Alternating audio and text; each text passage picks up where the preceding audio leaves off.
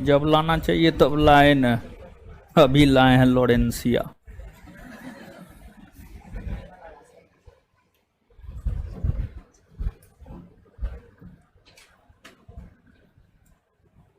चलिए, थोड़ा class late हो गया, एक आध गो लोग से मिलने लगे थे, इसी वजह से लेट हो गया, और कोई वजह नहीं है। चलिए, तो आपको इंडियन ज्योग्राफी में पहला चैप्टर समाप्त हो गया है, और बोले थे घटना चक्र से जो है आप क्वेश्चन बना लीजिएगा, क्वेश्चन याद कर लीजिएगा।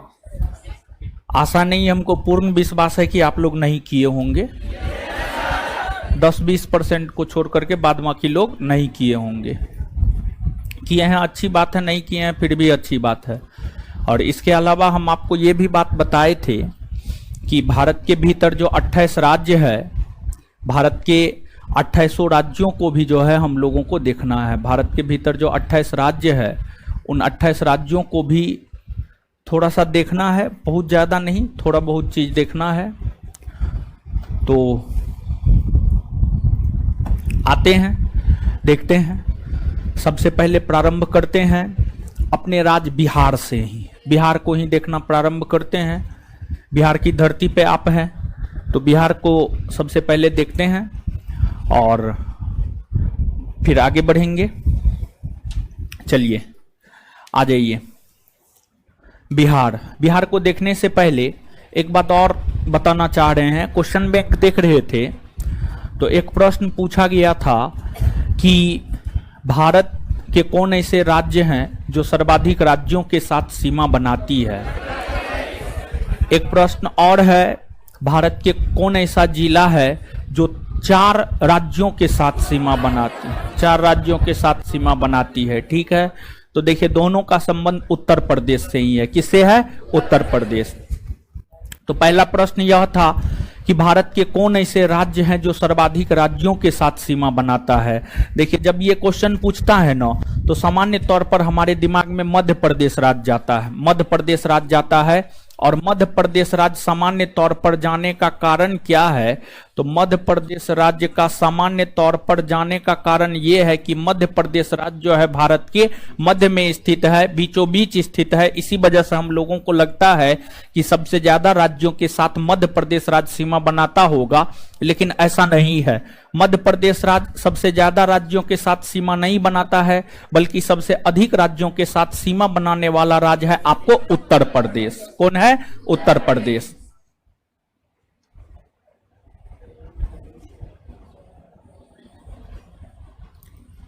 अगर हम उत्तर प्रदेश की बात करें, समझिएगा, अगर हम उत्तर प्रदेश की बात करें तो जो उत्तर प्रदेश है यह आपको उत्तराखंड के साथ सीमा बनाता है, 1 हिमाचल प्रदेश के साथ, 2 हरियाणा के साथ, 3 राजस्थान के साथ, 4 मध्य प्रदेश के साथ, 5 छत्तीसगढ़ के साथ, 6 झारखंड के साथ, 7 और पटना के साथ, बिहार के साथ 8, बिहार के साथ 8। तो जो उत्तर प्रदेश राज्य है ये 8 भारतीय राज्यों के साथ सीमा बनाती है। और 8 भारतीय राज्य ही नहीं बल्कि एक केंद्र शासित प्रदेश के साथ भी सीमा बनाती है। और वो केंद्र शासित प्रदेश कौन है? आपको दिल्ली। कौन है? दिल्ली। तो जो उत्तर प्रदेश और हरियाणा है, उत्तर प्रदेश और हरियाणा की सीमा पर जो है आपको दिल्ली है। उत्तर प्रदेश और हरियाणा की सीमा पर कौन है? दिल्ली। तो जो उत्तर प्रदेश है यह आपको 8 भारतीय राज्य के साथ सीमा बनाती है। उत्तर प्रदेश सबसे लंबी सीमा मध्य प्रदेश के साथ बनाती है, तो वहीं उत्तर प्रदेश सबसे छोटी सीमा जो है हिमाचल प्रदेश के साथ। तो उत्तर प्रदेश सबसे लंबी सीमा मध्य प्रदेश के साथ और सबसे छोटी सीमा हिमाचल प्रदेश के साथ, सबसे छोटी सीमा हिमाचल प्रदेश के साथ बनाती है। और उत्तर प्रदेश और हरियाणा के सीमा पर दिल्ली है। कौन है? दिल्ली, जो कि एक केंद्र शासित प्रदेश है और साथ ही साथ यह भारत का राजधानी नगर भी है। अब देखिएगा, उत्तर प्रदेश में टोटल 75 जिला है, टोटल 75 जिला है। और 75 जिला में से एक जिला है सोनभद्र। सोनभद्र उत्तर प्रदेश के दक्षिणी पूर्वी भाग में है, यहां पर आपको सोनभद्र है। जब आप सोनभद्र को देखेंगे तो सोनभद्र बिहार के साथ सीमा बनाती है, झारखंड के साथ सीमा बनाती है, छत्तीसगढ़ के साथ सीमा बनाती है और मध्य प्रदेश के साथ सीमा बनाती है। तो उत्तर प्रदेश का एक जिला सोनभद्र ऐसा है जो कि आपको 4 राज्यों के साथ, 4 अलग अलग राज्य के साथ सीमा बनाती है, बिहार, झारखंड, छत्तीसगढ़ और मध्य प्रदेश। समझ गए। वही अगर आप मध्य प्रदेश को देखेंगे तो मध्य प्रदेश राज्य किन किन राज्यों के साथ सीमा बनाती है, तो मध्य प्रदेश उत्तर प्रदेश के साथ बनाती है, राजस्थान के साथ बनाती है, गुजरात के साथ बनाती है, महाराष्ट्र के साथ बनाती है, और फिर छत्तीसगढ़ के साथ बनाती है। छत्तीसगढ़ के साथ जो है आपको सीमा बनाती है। तेलंगाना के साथ कहां बनाती है जी? तेलंगाना के साथ तो महाराष्ट्र बनाती है। समझ गए। तो जो मध्य प्रदेश राज्य है, मध्य प्रदेश राज्य यही 5 राज्य उत्तर प्रदेश, राजस्थान, गुजरात, महाराष्ट्र और फिर छत्तीसगढ़ के साथ, समझ गए, और फिर छत्तीसगढ़ के साथ सीमा बनाती है। बस इसी के साथ सीमा बनाती है और किसी भी अन्य राज्य के साथ मध्य प्रदेश सीमा नहीं बनाती है। तो मात्र 5, जबकि उत्तर प्रदेश 8 राज्य। कितना राज्य? 8 राज्य। तो नीचे से लिखिएगा, होगा नोट में, मेरे ख्याल से नोट में होना चाहिए ना, है क्या? होगा, एकदम होगा। सोनभद्र है ना, सोनभद्र का जिक्र है ना, नोट पढ़े हैं ना आप लोग? पढ़े हैं कि नहीं पढ़े? तो ये सब चीज होगा। बताए नहीं थे हम, सिर्फ बताए नहीं थे तो हम आपको बता दिए हैं। चलिए अब आ जाते हैं आगे। अब राज्य के विषय में हम तो आपको बताए ही थे कि नोट में जो है राज्य के विषय में नहीं होगा, राज्य के विषय में जो है आपको लिखना होगा। ठीक है, राज्य के विषय में आपको लिखना होगा। तो अब नीचे से आप हेडिंग मारिए राज्य विशेष, राज्य विशेष, राज्य विशेष, राज्य विशेष। अरे बेंच पे लड़की 4 गो बैठी हुई है जी, है ऐसा काहे किए हैं? लड़का सबको जो है बाहर में रखते हैं, लड़की सबको 4 गो बैठा करके रखते हैं। ये कहाँ तक उचित है? ये एकदम उचित नहीं है।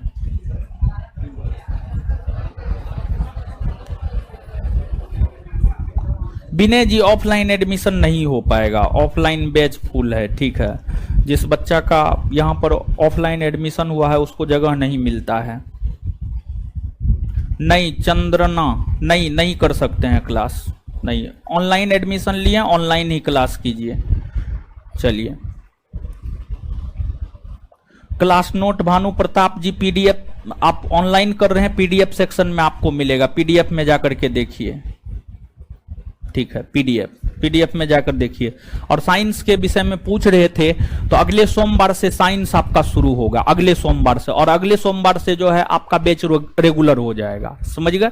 अगले सोमवार से आपका बैच रेगुलर हो जाएगा और अगले सोमवार से जो है जो भी डेट होगा आप अपना देख लीजिएगा, जो नेक्स्ट सोमवार है उस दिन से आपका बैच रेगुलर हो जाएगा, रेगुलर हो जाएगा सोमवार से शनिवार, और फिर जो भी तारीख हो आप अपना देख लीजिएगा। अगले सोमवार से शनिवार हो जाएगा और फिर जब सोमवार से शनिवार रेगुलर बैच हो जाएगा तो बिट्टू सर आप लोगों के लिए लेकर आएंगे बायोलॉजी। समझ गए? तो बिट्टू सर लेकर के आप लोगों के लिए आएंगे बायोलॉजी और हम आपको ज्योग्राफी पढ़ा रहे हैं। ठीक है, तो अगले सोमवार से साइंस के अंतर्गत आपको बायोलॉजी शुरू होगा। चलिए बता दिए हैं हम। अब आइए पढ़िए। अब आपके कमेंट के चक्कर में रहेंगे, पढ़ा नहीं पाएंगे, तो आराम से पढ़िए। अब चलिए, राज्य विशेष हेडिंग मार लीजिएगा बिहार।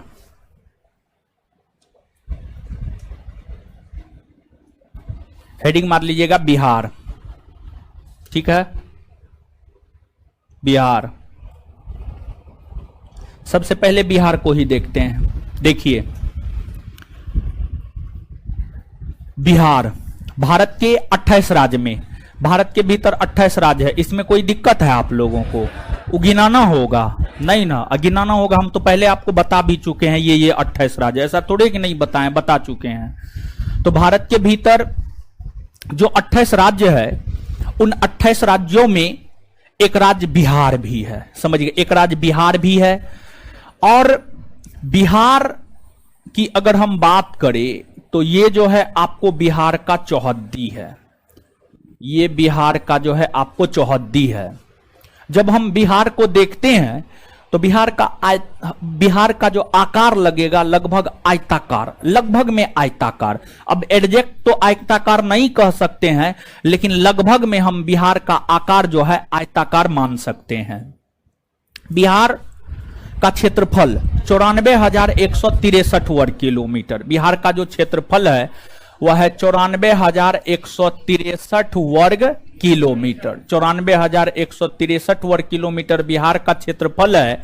और वर्तमान में भारत के भीतर जो टोटल 28 प्रांत है, वर्तमान में भारत के भीतर जो टोटल 28 प्रांत है, उन 28 प्रांतों में बिहार का स्थान क्षेत्रफल के आधार पर 12वां है। बिहार का स्थान क्षेत्रफल के आधार पर जो है कैमा है, 12वां है क्षेत्रफल के आधार पर। वही अगर हम जनसंख्या की बात करें तो जनसंख्या के आधार पर बिहार का स्थान तीसरा है। जनसंख्या के स्थान पर, जनसंख्या के आधार पर बिहार का स्थान जो है आपको कैमा है, तीसरा। समझ गए, तीसरा है। बिहार से दो बड़े जनसंख्या वाले राज्य है, एक का नाम है अपना ही पड़ोसी है उत्तर प्रदेश, और एक का नाम है महाराष्ट्र। एक का नाम महाराष्ट्र, सबसे ज्यादा उत्तर प्रदेश, फिर दूसरा स्थान महाराष्ट्र, और तीसरा स्थान जो है अपना बिहार है। तीसरा स्थान अपना बिहार है। अगर हम बिहार को देखें तो जो बिहार है, बिहार को पहले पूर्व प्रदेश के नाम से जाना जाता था। वैदिक काल में, वैदिक युग में, वैदिक काल में, वैदिक युग में देखिए, ध्यान दीजिएगा, हम लोगों को इतिहास में पढ़ना होता है हड़प्पा सभ्यता, इतिहास में पढ़ना होता है वैदिक सभ्यता, इतिहास में पढ़ना होता है महाजनपद काल, मौर्य काल, गुप्त काल। ये तमाम प्रकार के वंश के विषय में हमें पढ़ना होता है।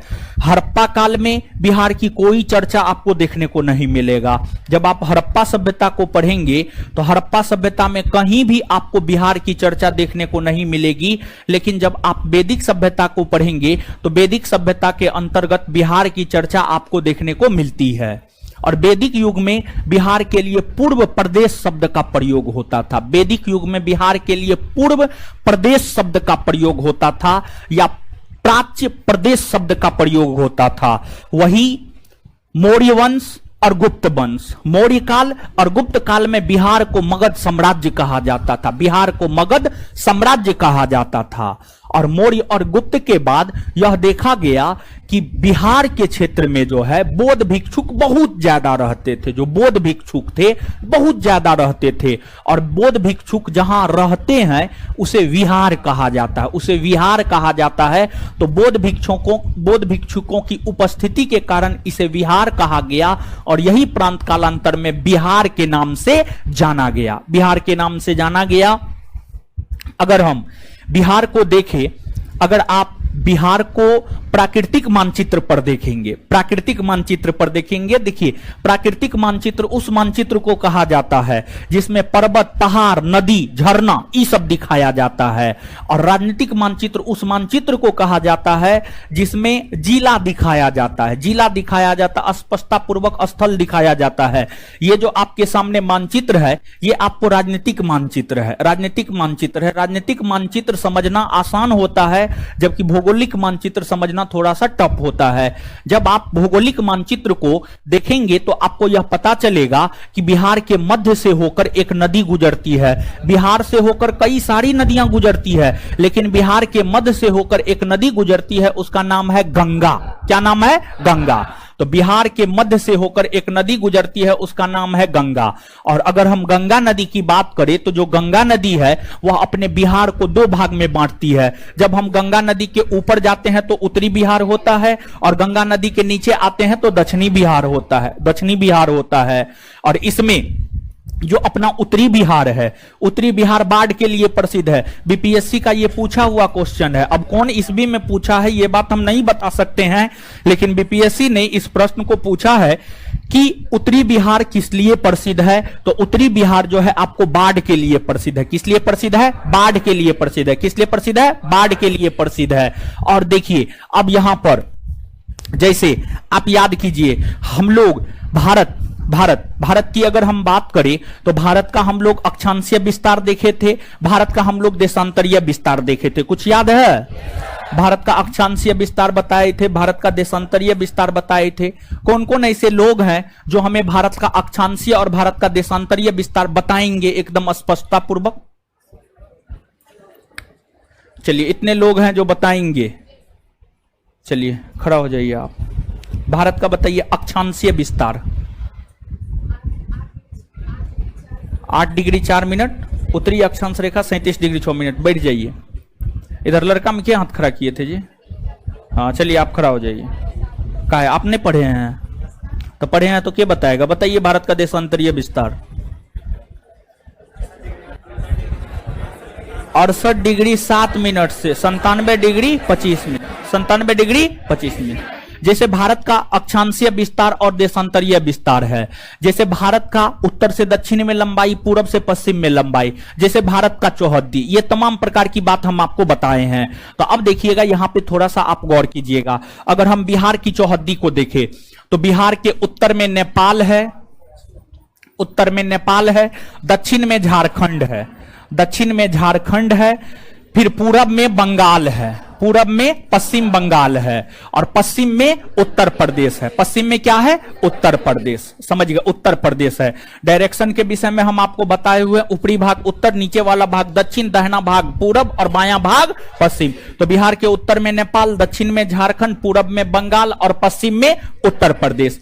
अब बिहार को हम उत्तर से दक्षिण में जब देखते हैं तो उत्तर से दक्षिण में जो बिहार की लंबाई है वह 345 किलोमीटर है। कितना है? 345 किलोमीटर। तो उत्तर से दक्षिण, ये उत्तर है और ये इधर आपको दक्षिण है। तो बिहार का उत्तर से दक्षिण में अगर हम लंबाई देखें तो 345 किलोमीटर है। 345 किलोमीटर है। वही बिहार का पूरब से पश्चिम में अगर हम लंबाई देखें तो पूरब से पश्चिम में लंबाई है 483 किलोमीटर। 483 kilometre, 483 kilometre. तो बिहार उत्तर से दक्षिण में 345 किलोमीटर में फैला हुआ है, तो वहीं पूरब से पश्चिम में 483 किलोमीटर में, 483 किलोमीटर में। और एक चीज, जो बिहार है भारत के अंतर्गत ही आता है। तो भारत का अक्षांशीय विस्तार 8°4' से 37°6'।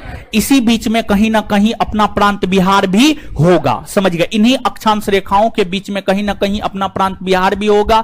फिर भारत का देशांतरीय विस्तार 68°7' से 97°25'। कहीं ना कहीं देशांतरीय विस्तार के संदर्भ में 68°7' से 97°25' के बीच में ही अपना प्रांत बिहार भी आता होगा। तो अब हम लोग बिहार के अक्षांशीय और देशांतरीय विस्तार को देखेंगे, लेकिन उससे पहले जो बात बताएं फटाफट लिखना प्रारंभ कीजिए जल्दी। काहे कि नोट में जो है ये लिखा हुआ नहीं है, ठीक है? और इसको पढ़ाने लिखाने में हमको लगता है बहुत ज्यादा टाइम लग जाएगा, तो हम प्रयास कर रहे हैं इसका भी नोट दे दे, लेकिन जब तक हम आपको नोट नहीं देते हैं तब तक आप नोट डाउन कीजिए जल्दी। हम प्रयास करते हैं, आज रात में हमको थोड़ा मेहनत करना होगा, लिख करके टाइपिंग करवा करके हम आपको दे देंगे 1 से 2 दिन में, ताकि समझा बुझा करके जल्दी निकल जाए, जल्दी खत्म हो जाए, ठीक है? जानते हैं जितना समझाने में टाइम लगता है उससे सीधा 2 गुना टाइम लिखाने में लगता है, ठीक है? तो लिखाने में थोड़ा ज्यादा टाइम लगता है, यही कारण है कि फाउंडेशन बैच में थोड़ा ज्यादा समय लगता है, ठीक है? फटाक से आप लिखिए, हम प्रयास करते हैं इसका भी पीडीएफ हम आपको दे दे। लिखिएगा बिहार। वैदिक युग में, वैदिक युग में, वैदिक युग में इसे, वैदिक युग में इसे पूर्व प्रदेश, पूर्व प्रदेश, पूर्व प्रदेश तथा मौर्य और गुप्त युग में, तथा मौर्य और गुप्त युग में, तथा मौर्य और गुप्त युग में इसे, तथा मौर्य और गुप्त युग में इसे, तथा मौर्य और गुप्त युग में इसे, मौर्य और गुप्त युग में इसे, मौर्य और गुप्त युग में इसे, इसे मगध, मगध साम्राज्य, मगध साम्राज्य,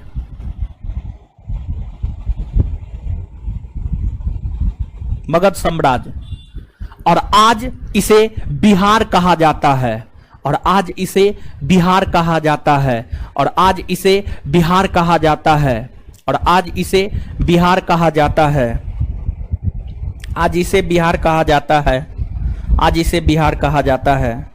फुल स्टॉप।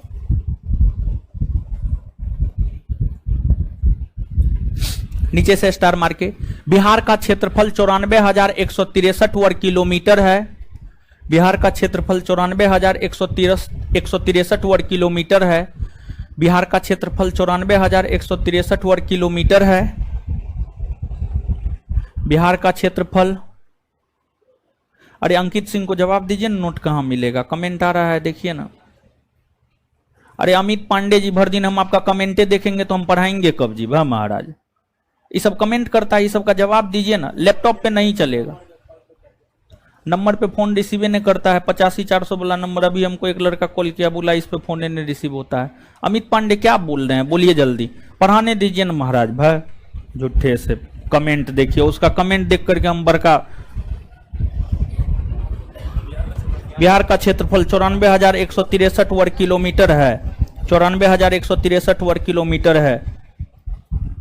यह क्षेत्रफल के आधार पर, उसी में कंटिन्यू, यह क्षेत्रफल के आधार पर, यह क्षेत्रफल के आधार पर भारत का 12वां सबसे प्रांत, सबसे, यह क्षेत्रफल के आधार पर भारत का 12वां सबसे बड़ा प्रांत, यह क्षेत्रफल के आधार पर भारत का 12वां सबसे बड़ा प्रांत, 12वां सबसे बड़ा प्रांत और 12वां सबसे बड़ा प्रांत और जनसंख्या के आधार पर, और जनसंख्या के आधार पर, और जनसंख्या के आधार पर तीसरा सबसे बड़ा प्रांत है, और जनसंख्या के आधार पर तीसरा सबसे बड़ा प्रांत है।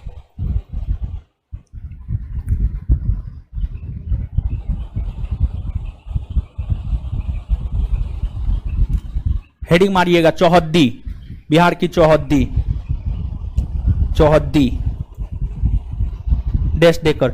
इसके उत्तर में नेपाल, इसके उत्तर में नेपाल, उत्तर में नेपाल,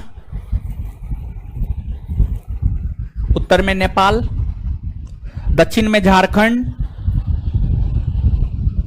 उत्तर में नेपाल, दक्षिण में झारखंड, दक्षिण में झारखंड, पूरब में बंगाल, पूरब में बंगाल और पश्चिम में उत्तर प्रदेश है। इसके उत्तर में नेपाल, दक्षिण में झारखंड, पूरब में बंगाल और पश्चिम में उत्तर प्रदेश है। अगला पॉइंट,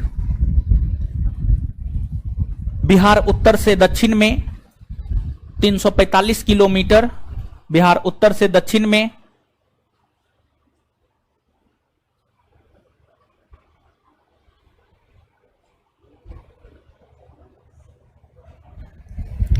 बिहार उत्तर से दक्षिण में 345 किलोमीटर तथा पूरब से पश्चिम में, तथा पूरब से पश्चिम में, तथा पूरब से पश्चिम में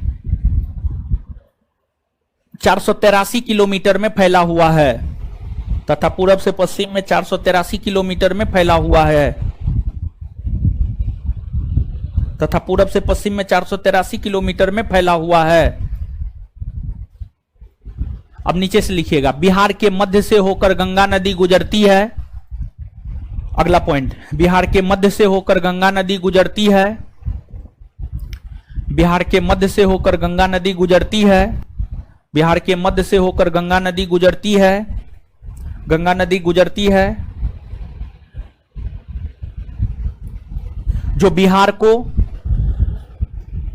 जो बिहार को उत्तरी बिहार और दक्षिणी बिहार में, जो बिहार को उत्तरी बिहार और दक्षिणी बिहार में,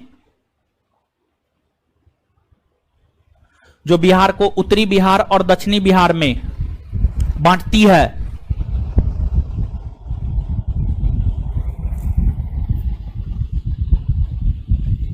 फुल स्टॉप। उत्तरी बिहार बाढ़ के लिए प्रसिद्ध है, उत्तरी बिहार बाढ़ के लिए प्रसिद्ध है, उत्तरी बिहार बाढ़ के लिए प्रसिद्ध है, उत्तरी बिहार बाढ़ के लिए प्रसिद्ध है, उत्तरी बिहार बाढ़ के लिए प्रसिद्ध है, उत्तरी बिहार बाढ़ के लिए प्रसिद्ध है। Full stop. अब देखिएगा, सुनिएगा, बिहार, बिहार की अगर हम बात करें तो बिहार में गंगा नदी जो प्रवेश करती है बक्सर जिला से, बक्सर जिला से प्रवेश करती है, और जो बाहर निकलती है कटिहार जिला से। कौन जिला से? कटिहार। और बिहार में टोटल 38 गो जिला है। क्या गो जिला है? 38 गो जिला में से 12 गो जिला से होकर गंगा नदी गुजरती है, 12 गो जिला से होकर गंगा नदी गुजरती है। और ध्यान दीजिएगा, अगर हम गंगा नदी की बात करें तो जो गंगा नदी है उत्तराखंड से निकलती है, उत्तर प्रदेश में बहती है, बिहार में बहती है, पश्चिम बंगाल में बहती है और बांग्लादेश में बहती हुई अपना जल जो है बंगाल की खाड़ी में गिराती है। तो अब देखिएगा उत्तराखंड की राजधानी नगर देहरादून है, उत्तर प्रदेश का लखनऊ है, बिहार का पटना है, पश्चिम बंगाल का कोलकाता है और बांग्लादेश का ढाका है। तो अब देखिएगा एकमात्र राजधानी नगर पटना है जो कि गंगा नदी के तट पर बसा हुआ है। यह भी बीपीएससी का पूछा हुआ क्वेश्चन है, क्वेश्चन बैंक बीपीएससी का पलट करके देखिएगा, यह भी क्वेश्चन पूछा हुआ है, निम्नलिखित में से कौन राज्य की राजधानी नगर है जो जिसके तट पर गंगा नदी बसी हुई है। निम्नलिखित में से कौन राज्य की राजधानी नगर है जो गंगा नदी के तट पर बसा हुआ है? तो इसका उत्तर होगा बिहार। बिहार होगा और शहर पूछेगा तो पटना हो जाएगा, शहर पूछेगा तो क्या हो जाएगा? पटना, क्योंकि देहरादून और लखनऊ और कलकत्ता और ढाका ये सब गंगा नदी के तट पर बसा हुआ नहीं है। एकमात्र राजधानी नगर है पटना जो कि गंगा नदी के तट पर बसा हुआ है। बीपीएससी का पूछा हुआ क्वेश्चन ये भी है, नीचे से स्टार मार के लिखिएगा। बिहार की राजधानी पटना, बिहार की राजधानी पटना, बिहार की राजधानी पटना एकमात्र राजधानी नगर है। बिहार की राजधानी पटना एकमात्र राजधानी नगर है। बिहार की राजधानी पटना एकमात्र राजधानी नगर है। बिहार की राजधानी पटना एकमात्र राजधानी नगर है, एकमात्र राजधानी नगर है जो गंगा नदी के तट पर बसा हुआ है। बिहार की राजधानी पटना एकमात्र राजधानी नगर है जो गंगा नदी के तट पर बसा हुआ है।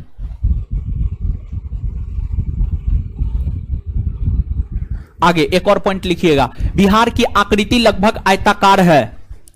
बिहार की आकृति लगभग आयताकार है। बिहार की आकृति लगभग आयताकार है। बिहार की आकृति लगभग आयताकार है। बिहार की आकृति लगभग आयताकार है, आयताकार है। अगला पॉइंट लिखिएगा। गंगा नदी बिहार में बक्सर जिला से प्रवेश करती है। गंगा नदी बिहार में बक्सर जिला से प्रवेश करती है। गंगा नदी बिहार में बक्सर जिला से प्रवेश करती है। गंगा नदी बिहार में बक्सर जिला से प्रवेश करती है और कटिहार जिला से निकलती है।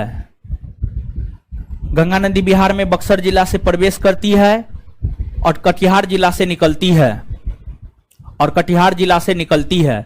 जब भारत का नदी तंत्र पढ़ाएंगे तो वहां पर बताएंगे कौन कौन अन्य 12 जिला है। ठीक है, गंगा नदी बिहार में बक्सर जिला से प्रवेश करती है और कटिहार से निकलती है, कटिहार से निकलती है। सुनिएगा, अब ध्यान दीजिएगा यहां पर पटना पाटलिपुत्रा। देखिए, जो आज बिहार की राजधानी पटना है ना, पटना को कई नाम से जाना जाता था, जाना जाता है भी। पटना को पहले कुसुमपुर कहा जाता था, पाटलिपुत्रा कहा जाता था, अजीमाबाद कहा जाता था। ये सभी पटना का नाम है, ये सभी पटना का नाम है। तो जो पटना है, पटना को पहले पाटलिपुत्रा।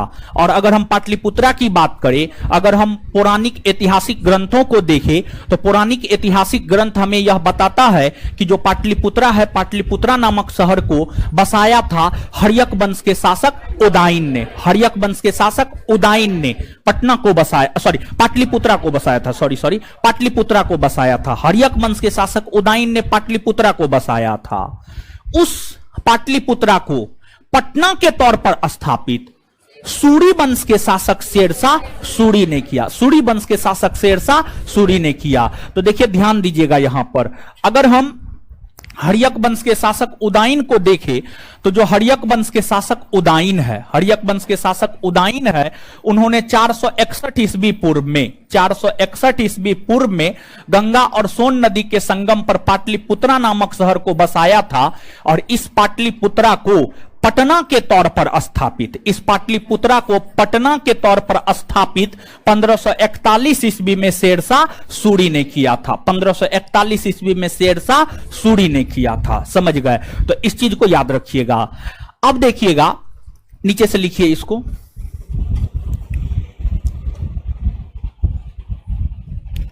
(461 ईस्वी पूर्व में हर्यक वंश के शासक उदाइन ने 461 ईस्वी पूर्व में हर्यक वंश के शासक उदाइन ने 461 ईस्वी पूर्व में हर्यक वंश के शासक उदाइन ने 461 ईस्वी पूर्व में हर्यक वंश के शासक उदाइन ने 461 ईस्वी पूर्व में हर्यक वंश के शासक उदाइन ने गंगा और सोन नदी के संगम पर गंगा और सोन नदी के संगम पर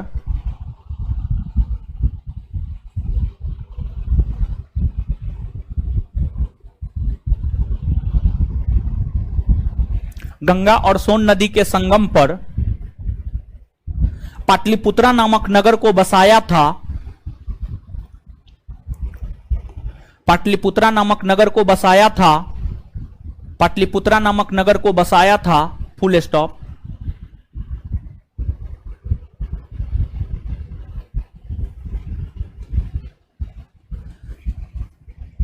फुल स्टॉप।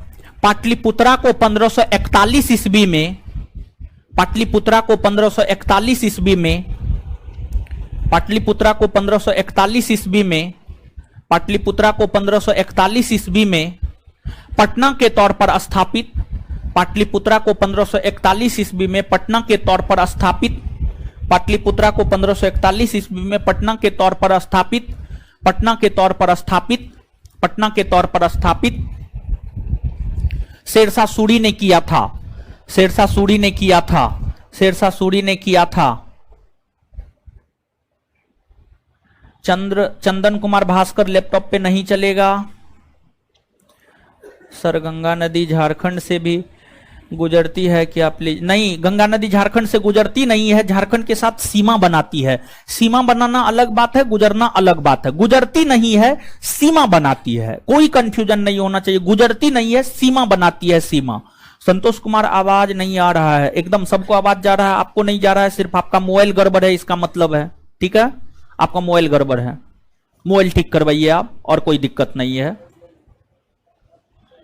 चलिए अरविंद जी, हम आपको बता चुके हैं। चलिए, यहां तक बात क्लियर है। चलिए अब देखिएगा, अब यहां पर एक बात बताइए कि बिहार का जो है, ये सब बात क्लियर है ना? आगे बढ़े ना।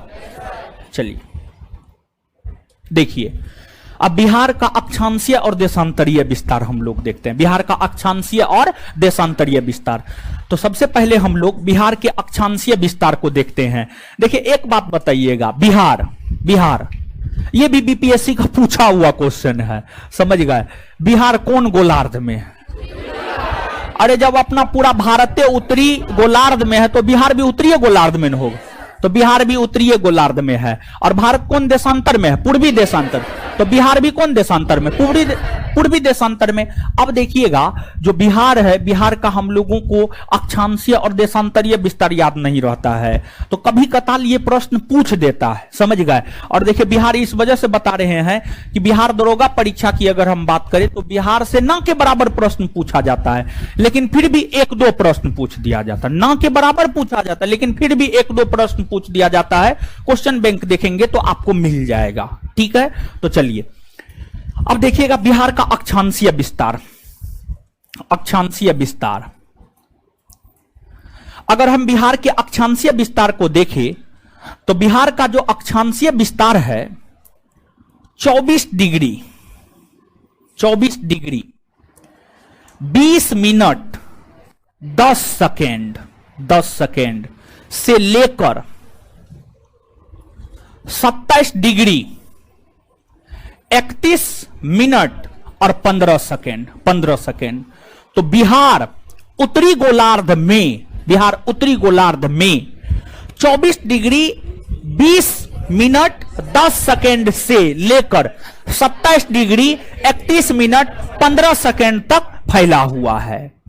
वहीं अगर हम बिहार के देशांतरीय विस्तार को देखें तो जो बिहार का देशांतरीय विस्तार है वह है आपको 83 डिग्री 19 मिनट 50 सेकेंड से लेकर 88 डिग्री 17 मिनट और 40 सेकेंड। मिनट में एगो, सेकेंड में दूगो। ठीक है, तो बिहार का जो अक्षांशीय विस्तार है वह 24 डिग्री 20 मिनट 10 सेकेंड से 27 डिग्री 31 मिनट 15 सेकेंड। और बिहार का जो देशांतरीय विस्तार है 83 डिग्री 19 मिनट 50 सेकेंड से 88 डिग्री 17 मिनट 40 सेकेंड। यह बिहार का अक्षांशीय और देशांतरीय विस्तार है। जैसे आप भारत का याद रखे हुए हैं 8 डिग्री 4 मिनट से 37 डिग्री 6 मिनट, 68 डिग्री 7 मिनट से 97 डिग्री 25 मिनट, उसी प्रकार से बिहार का भी अक्षांशीय और देशांतरीय विस्तार आप निश्चित तौर पे याद रखेंगे। तो अब नीचे से हेडिंग नीचे से लिखिएगा, बिहार का अक्षांशीय विस्तार, बिहार का अक्षांशीय विस्तार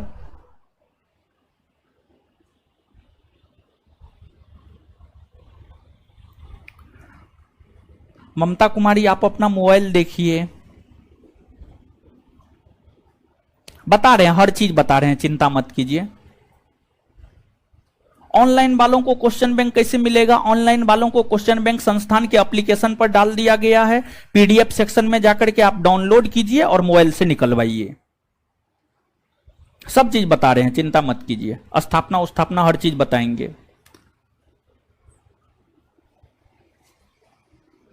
विवेक जी एकदम जरूरी है, अगर जरूरी नहीं रहता तो हम बताते ही नहीं।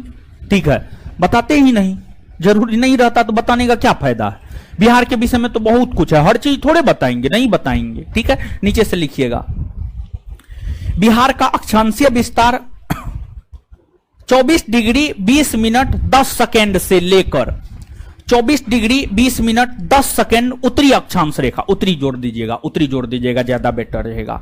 बिहार का अक्षांशीय विस्तार 24 डिग्री 20 मिनट 10 सेकेंड से लेकर,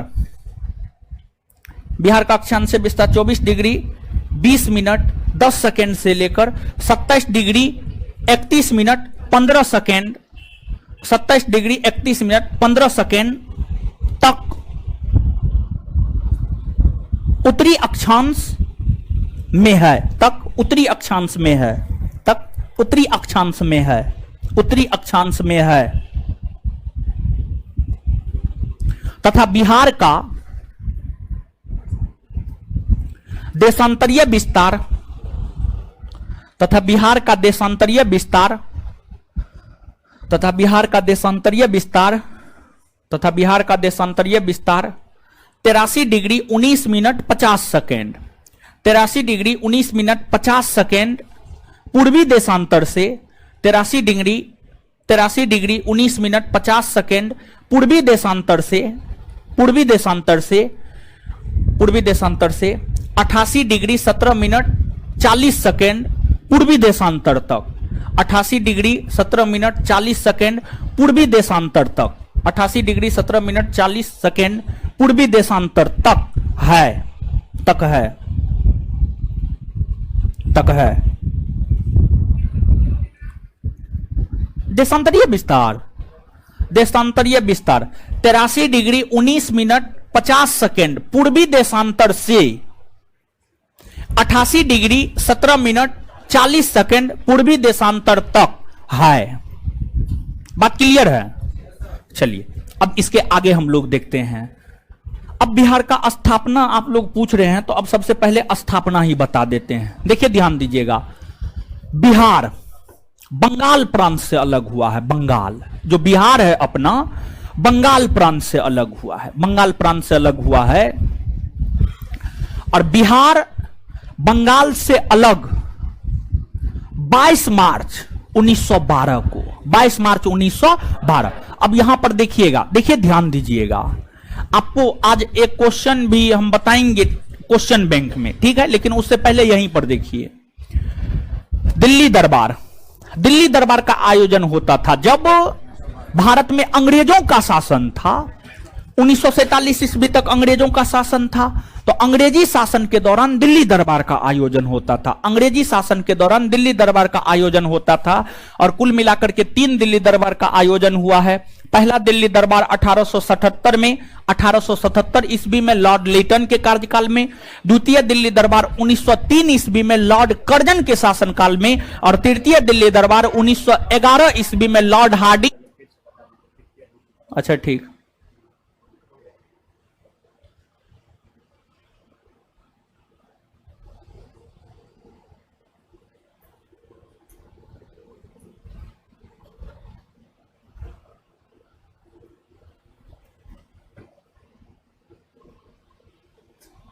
एमडी इमरान आलम, क्या दिक्कत है आपको बताइए, जो भी दिक्कत है।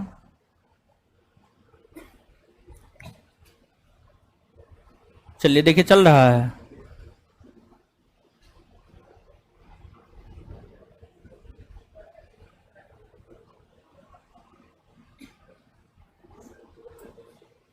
चलिए ठीक है, देखिए चल रहा है ना जी।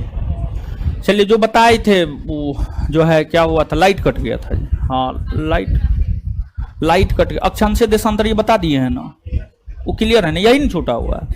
ठीक है, ऑनलाइन वाले लोग जो है थोड़ा सा जो है क्या लाइट कट गया था, वही जो है फ्लैक्चुएट हो गया इंटरनेट, इसे आपका रुक गया था, फिर से आपका शुरू हो गया है। ठीक है, 1 सेकंड नहीं रुका था जी। चलिए ठीक, अब चल रहा है, बताइए ठीक है ना।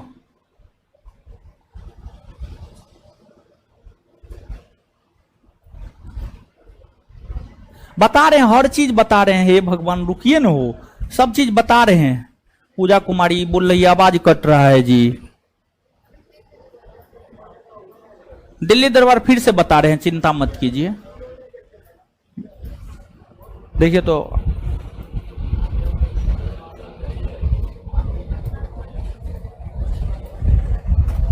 पूजा कुमारी का आवाज कट रहा है, आप देखिए तो सही में आवाज कट रहा है आवाज कट रहा है जी। आप लोग का ऑनलाइन वाले से पूछ रहे हैं, है ऑफलाइन वाला आप लोग को थोड़े कोई दिक्कत। ऑलराइट, चलिए ठीक है। पूजा जी आप अपना मोबाइल दिखाइए।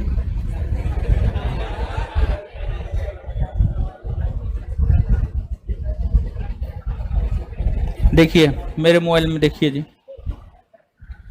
चलिए सुनिएगा, देखिए बिहार के गठन के विषय में बता रहे। किस विषय में बता रहे? बिहार के गठन, बिहार के गठन के विषय में बता रहे हैं। बिहार का गठन कब हुआ है? ठीक है जी, दीजिए तो ये लोग बोल रहा है आवाज आवाज आवाज। जी आप अपना मोबाइल दिखाइए। देखिए तो आवाज कितना बढ़िया तो जा रहा है, देखिए सुन लीजिए ऑनलाइन वाले लोग। बताइए इतना बढ़िया आवाज है फिर भी बोल रहे हैं आवाज कट रहा है। मोबाइल जाकर के दिखाइए अपना। सब झूठ मूठ का आप लोग कमेंट करते रहते हैं। बिहार के गठन के विषय में बता रहे। किस विषय में बता रहे? बिहार के गठन, बिहार के गठन के विषय में बता रहे हैं। बिहार का गठन कब हुआ? ठीक है जी, ये तो ये लोग बोल रहा है आवाज आवाज आवाज। देखिए तो आवाज कितना बढ़िया तो जा रहा है, देखिए सुन लीजिए ऑनलाइन वाले। ठीक तो है जी,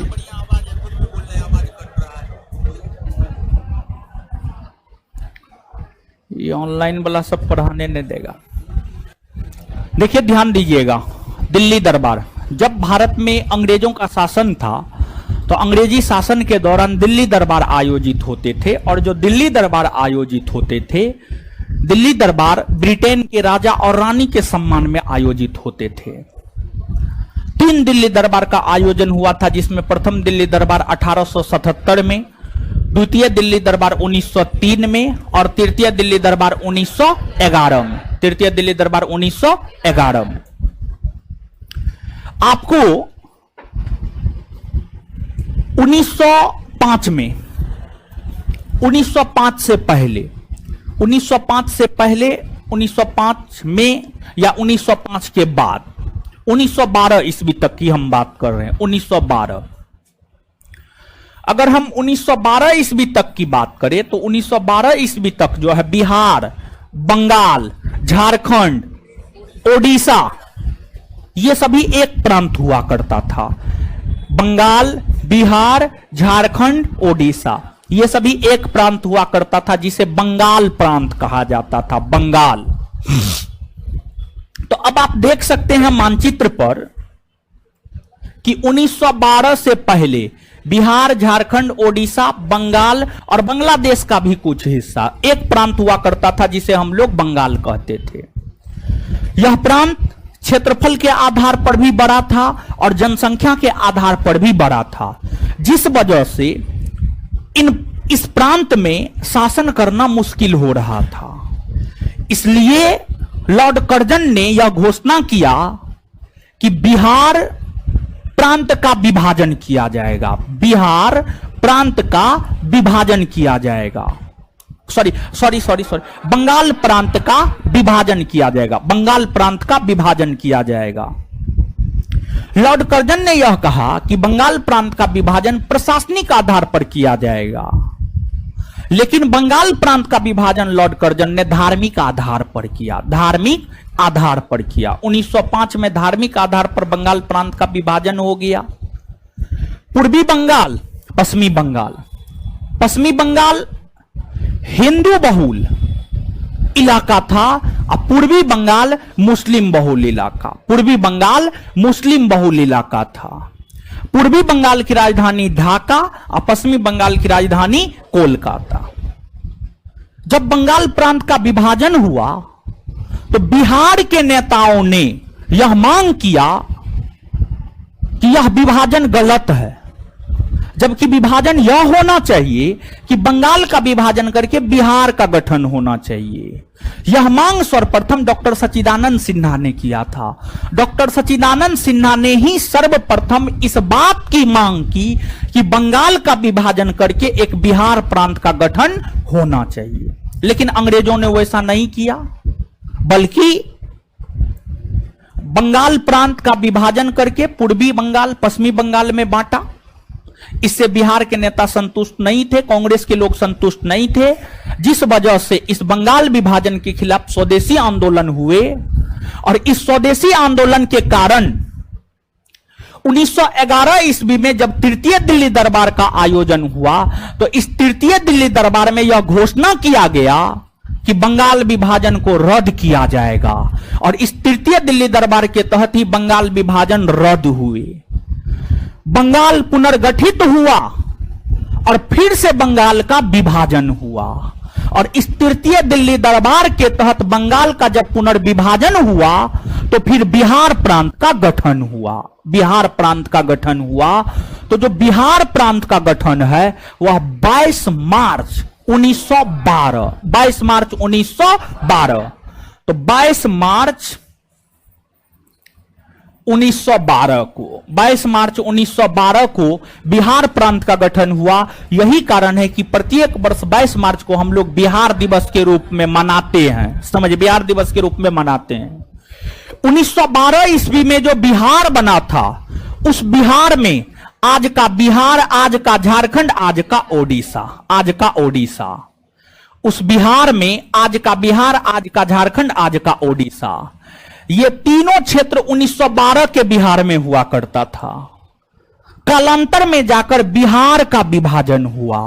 बिहार का पहली बार विभाजन 1936 में हुआ और एक नया प्रांत ओडिशा बना, और बिहार का दूसरी बार विभाजन 2000 ईस्वी में हुआ, 15 नवंबर 2000, 15 नवंबर 2000, 15 नवंबर 2000 को जब बिहार का दूसरी बार विभाजन हुआ तो एक अलग प्रांत झारखंड बना। एक अलग प्रांत कौन बना? झारखंड। यानी हम यह बात कह सकते हैं कि बंगाल से अलग होकर बिहार बना, बिहार से अलग होकर ओडिशा बना, और बिहार से अलग होकर के झारखंड बना, बिहार से अलग होकर के झारखंड बना। समझ गए? तो यह चीज है, याद रखिएगा, नीचे से लिखिए। तृतीय दिल्ली दरबार 1911 के तहत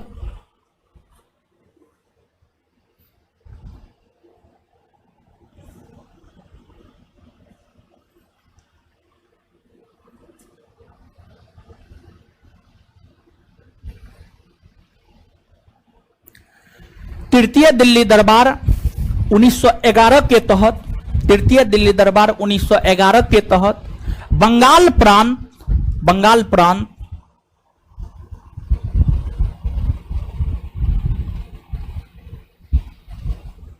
बंगाल प्रांत से अलग होकर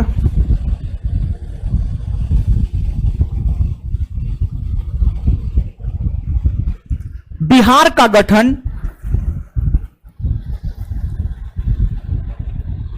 बिहार का गठन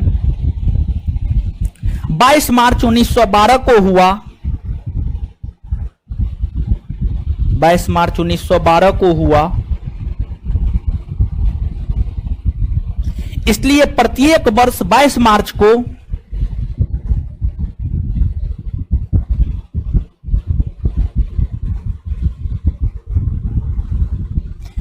इसलिए प्रत्येक वर्ष 22 मार्च को बिहार दिवस के रूप में मनाया जाता है। इसलिए प्रत्येक वर्ष 22 मार्च को बिहार दिवस के रूप में मनाया जाता है। इसलिए प्रत्येक वर्ष 22 मार्च को बिहार दिवस के रूप में मनाया जाता है।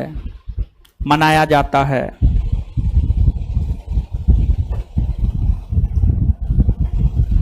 मनाया जाता है। Full stop. Full stop. Bihar का पहली बार विभाजन, बिहार का पहली बार विभाजन, बिहार का पहली बार विभाजन 1936 में हुआ। बिहार का पहली बार विभाजन 1936 में हुआ। 1936 में हुआ।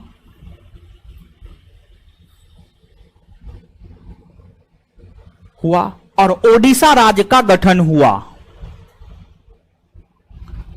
और ओडिशा राज्य का गठन हुआ।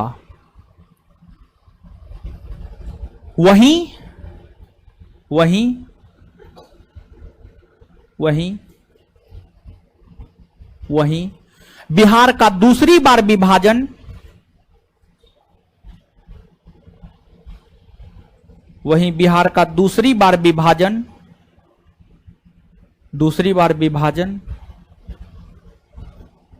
2000 ईस्वी में हुआ। 2000 ईस्वी में हुआ। और एक नया प्रांत झारखंड बना। और एक नया प्रांत झारखंड बना। और एक नया प्रांत झारखंड बना। और एक नया प्रांत झारखंड बना। और एक नया प्रांत झारखंड बना।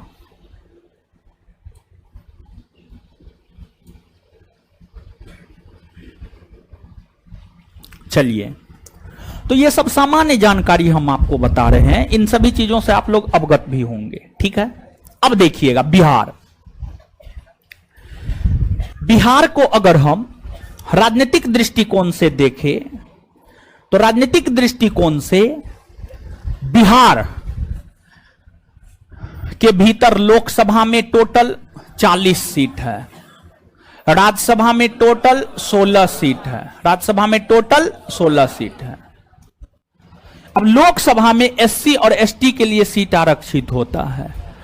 तो बिहार के भीतर लोकसभा में एससी के लिए 6 गो सीट आरक्षित है। बिहार के भीतर लोकसभा में एससी के लिए 6 गो सीट आरक्षित है। एसटी के लिए सीट आरक्षित नहीं है। इसके अलावे बिहार को अगर हम देखें राजनीतिक दृष्टिकोण से ही कि बिहार कितना सदनीय विधायिका वाला राज्य है, 1 सदनीय विधायिका वाला राज्य है या 2 सदनीय विधायिका वाला राज्य है, तो जो बिहार है वह 2 सदनीय विधायिका वाला राज्य है। 2 सदनीय विधायिका वाला राज्य है। बिहार के भीतर विधानसभा भी है और बिहार के भीतर विधान परिषद भी है। विधान परिषद भी है। तो बिहार का जो विधानसभा है, बिहार विधानसभा में 243 सीट और बिहार विधान परिषद में 75 सीट। बिहार विधान परिषद में 75 सीट। अब जो बिहार का विधानसभा है इसमें भी एससी और एसटी के लिए सीट आरक्षित है। एससी के लिए 38, एसटी के लिए 2। एससी के लिए 38 और एसटी के लिए 2 सीट आरक्षित है। तो लोकसभा, राज्यसभा, विधानसभा, विधान परिषद में कितना सीट है इसको आप याद रखिएगा, नीचे से लिखिएगा। लोकसभा में बिहार को 40 सीट दिया गया है। लोकसभा में बिहार को 40 सीट दिया गया है, जबकि राज्यसभा में 16।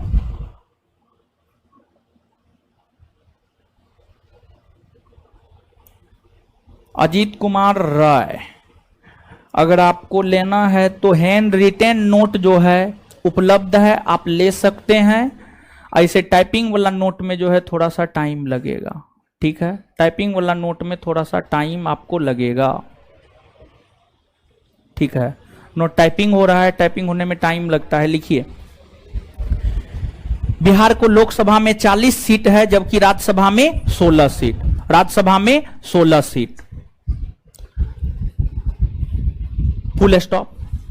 लोकसभा का 6 सीट, उसी में कंटिन्यू, लोकसभा का 6 सीट एससी कैटेगरी के लोगों के लिए, लोकसभा का 6 सीट, लोकसभा का 6 सीट, लोकसभा का 6 सीट एससी कैटेगरी के लोगों के लिए आरक्षित है। लोकसभा का 6 सीट एससी कैटेगरी के लोगों के लिए आरक्षित है, एससी कैटेगरी के लोगों के लिए आरक्षित है। अगला पॉइंट लिखिएगा, बिहार, बिहार द्विसदनीय विधायिका वाला राज्य है। बिहार द्विसदनीय विधायिका वाला राज्य है। बिहार द्विसदनीय विधायिका वाला राज्य है। बिहार द्विसदनीय विधायिका वाला राज्य है। बिहार द्विसदनीय विधायिका वाला राज्य है। बिहार द्विसदनीय विधायिका वाला राज्य है। द्विसदनीय विधायिका वाला राज्य है जिसमें विधानसभा और विधान परिषद दोनों है, जिसमें विधानसभा और विधान परिषद दोनों है, जिसमें विधानसभा और विधान परिषद दोनों है, दोनों है, फुल स्टॉप। बिहार विधानसभा में 243 सीट है। बिहार विधानसभा में 243 सीट है जिसमें 38 सीट एससी, जिसमें 38 सीट एससी, जिसमें 38 सीट एससी और 2 सीट एसटी के लिए, और 2 सीट एसटी के लिए, और 2 सीट एसटी के लिए, और 2 सीट एसटी के लिए आरक्षित है, आरक्षित है। तो वहीं बिहार विधान परिषद में 75 सीट है। तो वहीं बिहार विधान परिषद में 75 सीट है। तो वहीं बिहार विधान परिषद में 75 सीट है। बिहार विधान परिषद में 75 सीट है। बिहार विधान परिषद में 75 सीट है।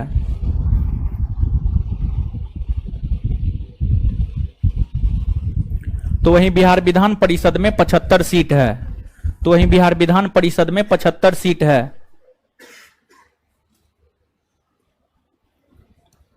नया वाला नोट ज्योग्राफी का चैप्टर बाय चैप्टर ही आएगा। दीपक राज 245 नहीं 243 बोले, 243 243। हाँ 40 में ही एससी के लिए 6 सीट आरक्षित है Sudhir ji.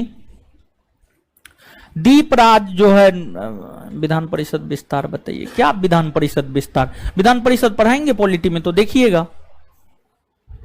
Schedule tribal, Vikas Yadav ST का full form schedule tribal, schedule tribal. Rajiv विधान परिषद का विस्तार बताइए, क्या विस्तार बताइए, कुछ बोलिएगा ना हो। स्पीड लिखा दिए।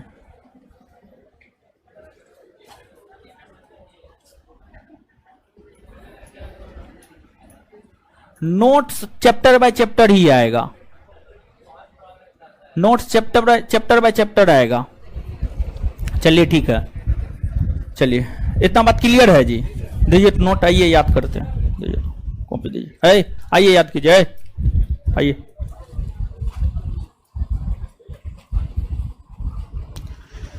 बताइए बिहार का क्षेत्रफल कितना है हो?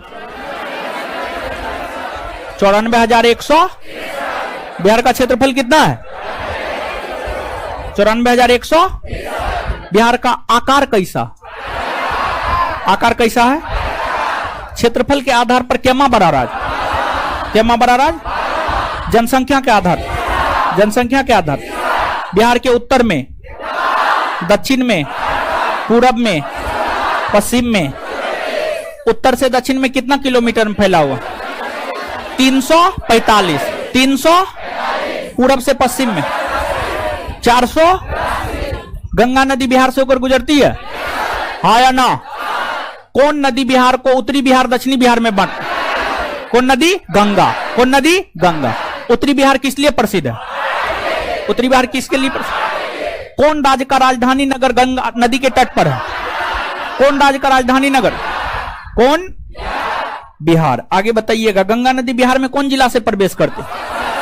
कौन जिला से? और किससे निकलती है?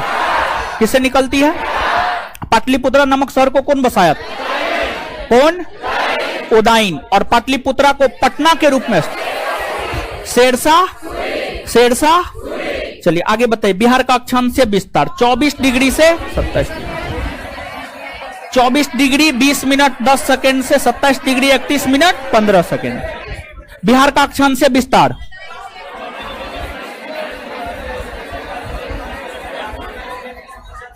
कम से कम 24 डिग्री उत्तरी अक्षांश से 27 डिग्री उत्तरी अक्षांश जरूर याद रखिएगा। देशांतर ये 83 से 88, 83 से, तो बिहार का अक्षांशीय विस्तार बताइए तो 24 से 27।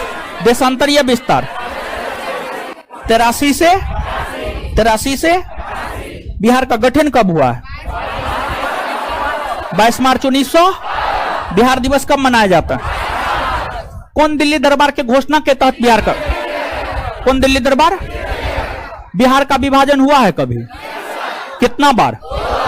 बिहार का विभाजन कितना बार? पहली बार कब? 1900। कौन राज्य गठित हुआ? दूसरी बार विभाजन, दूसरी बार विभाजन, दूसरी बार विभाजन 15 नवंबर 2000। कौन राज्य का गठन हुआ? कौन राज्य का गठन हुआ? लोकसभा में कितना सीट? एससी के लिए। राज्यसभा में बिहार क्या सदनीय विधायिका वाला कौन कौन है? विधानसभा और विधान परिषद। बिहार विधानसभा में कितना सीट? विधान परिषद में, विधान परिषद में एससी के लिए कितना सीट? एसटी के लिए, एसटी के लिए, एससी का मतलब शेड्यूल कास्ट, एसटी का मतलब schedule tribal. SC schedule caste यानी अनुसूचित जाति, एसटी शेड्यूल ट्राइबल यानी अनुसूचित जनजाति, अनुसूचित जनजाति। इतना बात समझ में आ गया? चलिए लीजिए, इसे आगे अगले क्लास में देखेंगे।